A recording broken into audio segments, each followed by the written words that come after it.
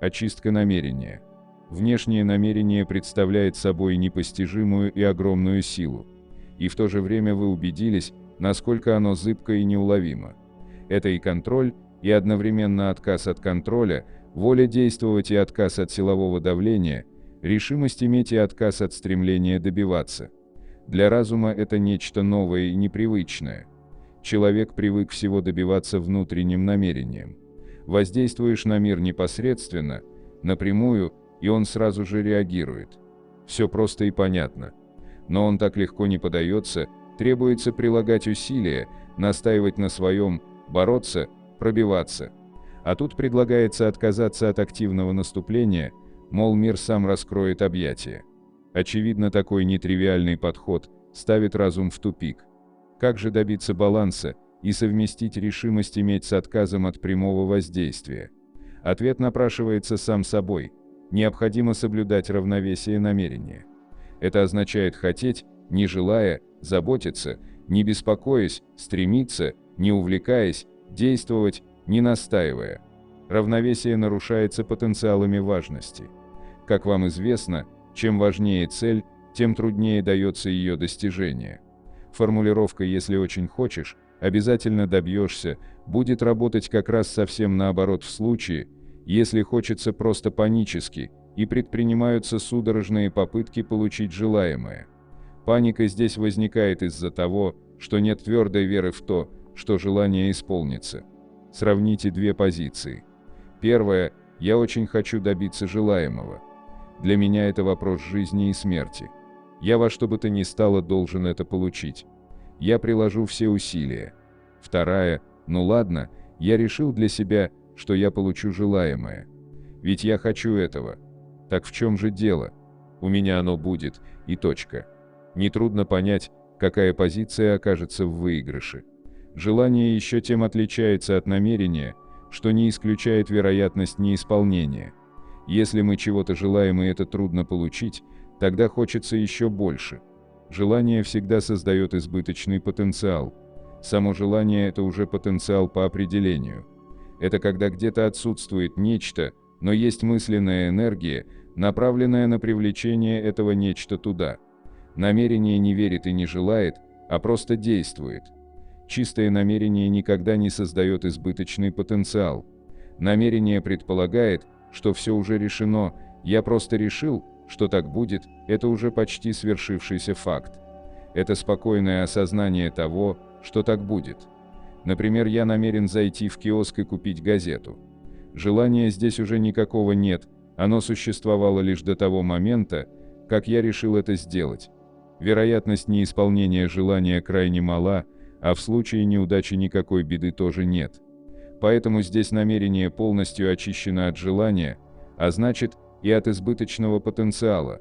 Мысленная энергия желания направлена на цель, а энергия намерения на процесс ее достижения. Когда человек хочет чего-либо, он создает возмущение в энергетической картине окружающего мира, что влечет за собой действие равновесных сил. А когда он просто топает в киоск за газетой, никакой неоднородности уже нет. На картину линии жизни желание действует так: я хочу это получить, но боюсь, что не получу, поэтому думаю о неудаче, ведь для меня это важно. И излучаю энергию на частоте линии неудачи. Намерение действует совсем наоборот.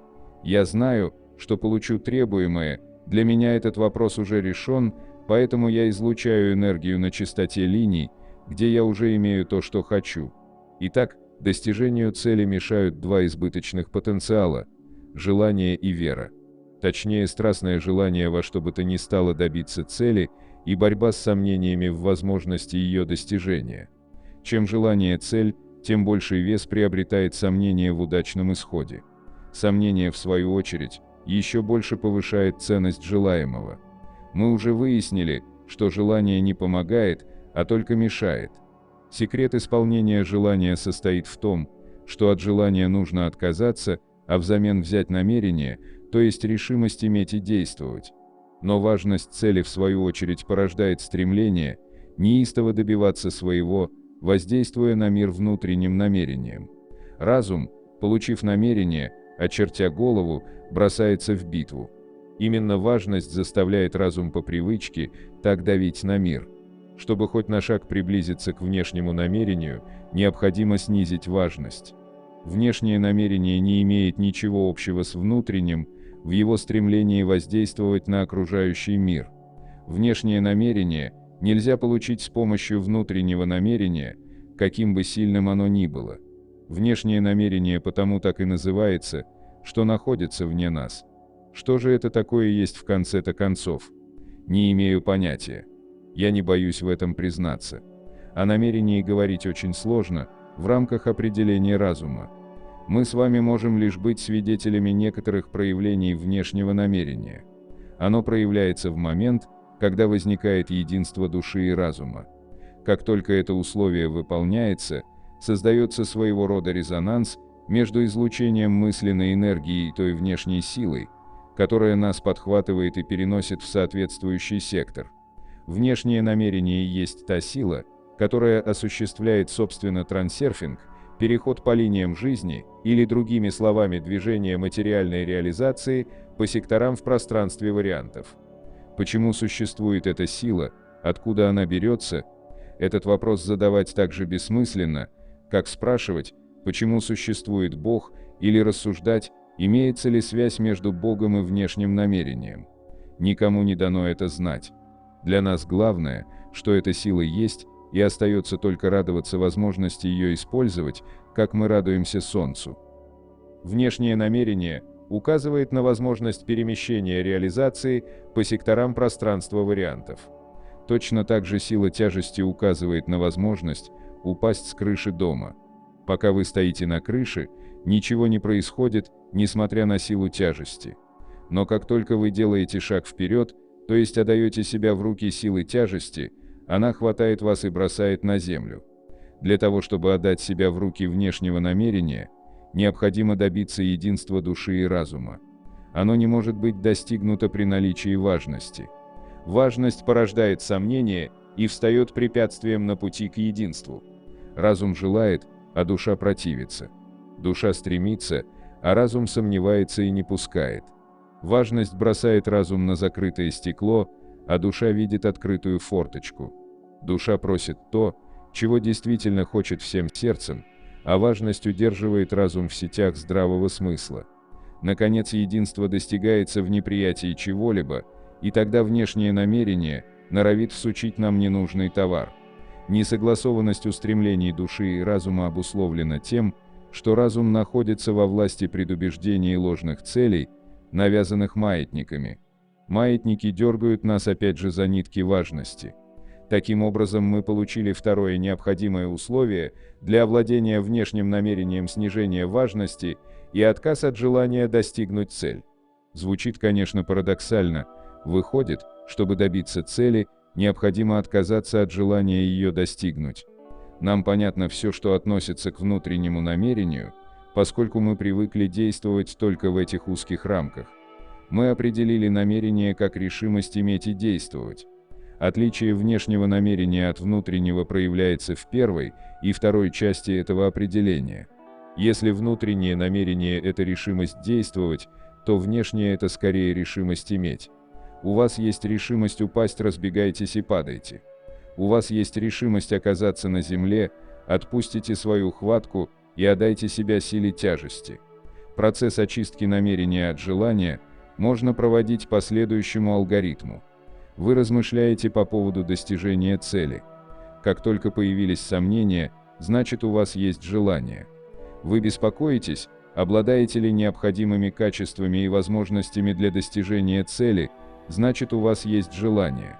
Вы верите в то, что цель будет достигнута, и в этом случае у вас есть желание.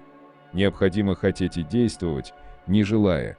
Намерение поднять руку и почесать затылок – образец намерения, очищенного от избыточных потенциалов. У вас не должно быть желания, а только чистое намерение. Для этого необходимо снизить внутреннюю и внешнюю важность.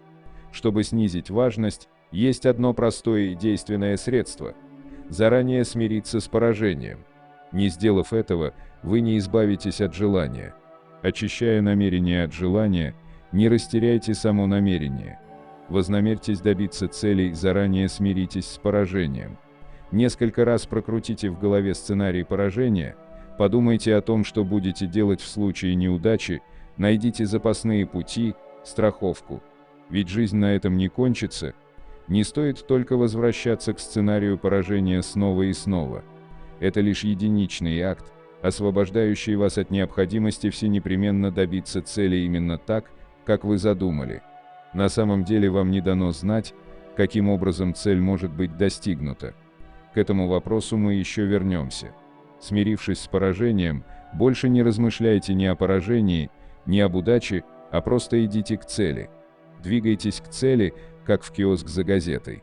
Вы найдете удачу в своем кармане, а если ее там не окажется, не будете горевать. Один раз не получилось, в другой раз получится, если не будете убиваться по поводу неудачи.